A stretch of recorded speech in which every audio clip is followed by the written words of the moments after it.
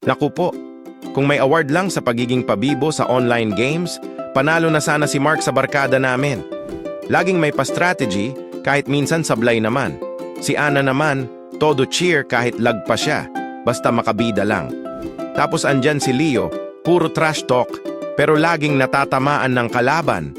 Aray ko, tawa kami ng tawa tuwing may epic fail, tapos sisihan na kung sino ang dahilan ng talo. Pero kahit puro asaran, solid pa rin ang samahan. Sabi nga nila, hindi importante kung panalo or talo, basta kasama mo mga tropa. Iba ang bonding kapag sabay-sabay kayo naglalaro, kahit minsan may konting pikunan. After game, magpapalitan ng memes at screenshots ng mga epic moments. Ganyan talaga ang buhay barkada sa online games, walang sawang kwentuhan, tawanan, at minsan, konting drama. Please like, share, and follow for more. Pero teka, wait.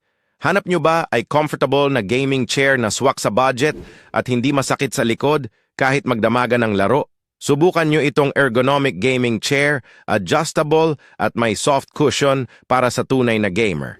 Check nyo na lang sa Yellow Basket at don't forget to check out. Ariga, thanks.